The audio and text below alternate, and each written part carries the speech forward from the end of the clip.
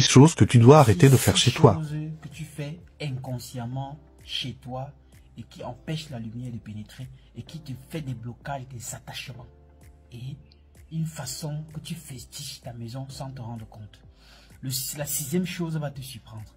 Et je vais donner comme bonus au numéro 7, comment est-ce que tu vas purifier ta maison pour que la lumière réside et que l'abondance soit la bienvenue chez toi. Première chose que tu fais souvent chez toi et qui est une très grave erreur et que tu dois arrêter absolument de faire, c'est de balayer la nuit. On ne balaye pas la maison la nuit. Les invités, ta richesse, ta bénédiction vient chez toi la nuit. Hein? Les bons esprits choisissent de te visiter pendant la nuit. Les ancêtres, Dieu même envoie le Saint-Esprit te visiter pendant la nuit parce qu'il suppose que la bénédiction qui vient ne vient pas seulement à toi. Cette bénédiction vient pour ta maison. Alors il faut que cette bénédiction arrive quand tout le monde est là. Et on sait qu'en journée, on est dispersé. Les enfants sont à l'école, tu es au travail, ta femme est au marché. Et l'heure à laquelle tout le monde est à la maison, c'est le soir. Le soir, c'est pour ça que parfois la bénédiction entre chez toi en soirée, quand tout le monde est là pour que chacun puisse prendre l'onction. Et quand tu te lèves donc le soir, 20h, 21h, tu balayes le sol. Tu es comme ça en train de foudre tout cela dehors. Maintenant, un conseil, même lorsque tu veux balayer la maison le matin, que ce soit le matin que tu veux faire le balayage, il faut balayer la maison dans son sens. La véranda, tu balayes la véranda, tu laisses la sortie de la véranda et tu ramasses à la véranda. Tu balayes le salon, tu balayes le salon, tu sors avec, tu ramasses dehors. Tu balayes la cuisine, tu sors. Tu balayes la chambre, tu sors. Ne fais pas les balayages comme balaye dehors, on entre à l'intérieur, on mélange, on ramasse. Non, ça n'apporte pas la chance. Ça, c'est le numéro 1. Deuxième chose que tu ne dois pas faire et que tu fais souvent qui te cause des blocages, c'est de siffler la nuit. Il y a certaines entités maléfiques qui ne voient pas. Là, je vous parle de la haute exotérie africaine. Il y a les entités, les entités spirituelles maléfiques qui n'ont pas des yeux mais qui entendent. Qu'on les appelle par le son de la tronçonnette. Alors, ces entités-là, la nuit, elles sont aux aguets. À moins de siffler, voir que ce soit que tu fasses, ça les déclenche. Tu es comme ça en train de les appeler chez toi. La raison pour laquelle on dit que tu ne dois pas siffler chez toi la nuit, car tu invites les mauvais esprits chez toi. Et quand les mauvais prennent la route, ils empêchent aux bonnes de venir au même moment. Car l'obscurité et la nuit l'obscurité et les ténèbres ne cohabitent pas.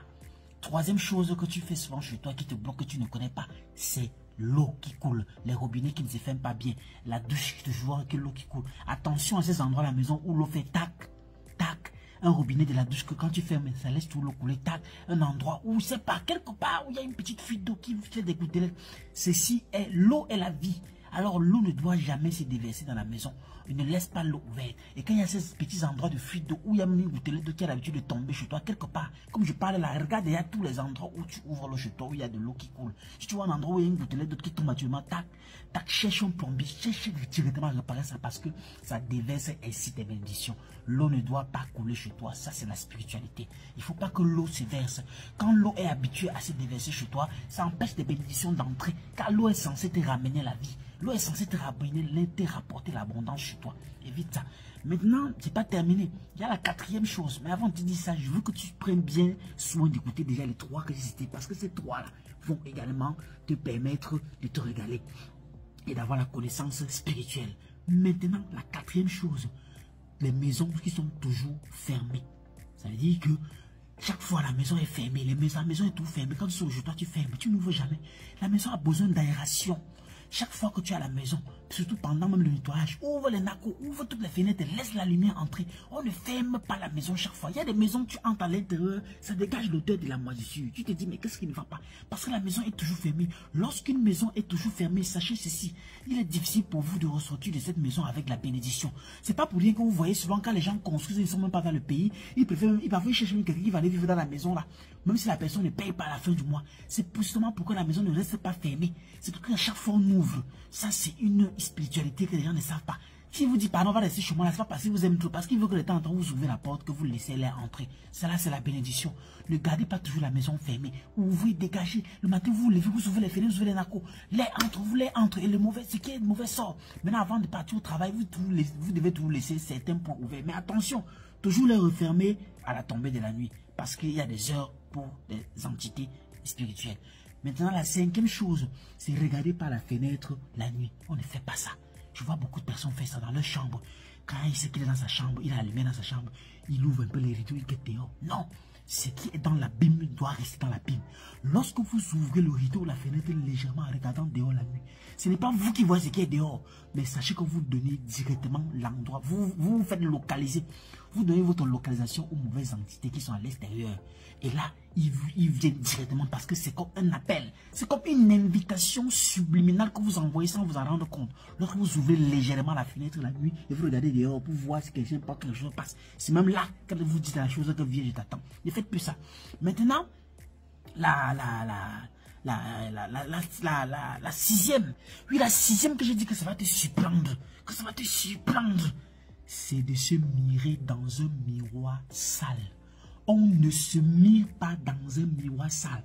Tu vois quelqu'un sort de chez lui le matin, il arrive, il passe une sale journée. Il commence à dire qu'elle malchance, ça fait quelle journée. Pourtant, en sortant le matin, il s'est miré dans son miroir qui était sale. Le miroir dans la maison, j'ai fait une vidéo plus haut dans mon compte. Tu vas voir une vidéo, je parle du miroir dans la chambre où on doit toujours enlever ou couvrir.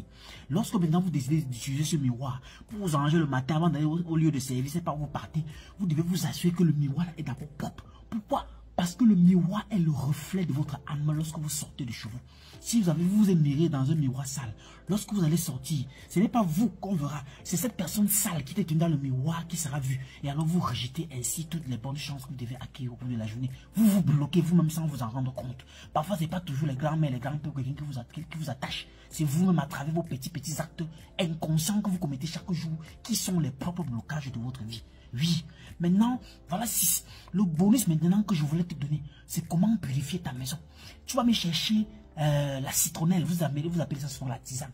Tu vas me chercher les feuilles de la citronnelle là. Ce qu'on fait souvent les bouillies, les mères là font, les mamans font souvent les bouillies, mais dans l'intérieur on aromatise souvent.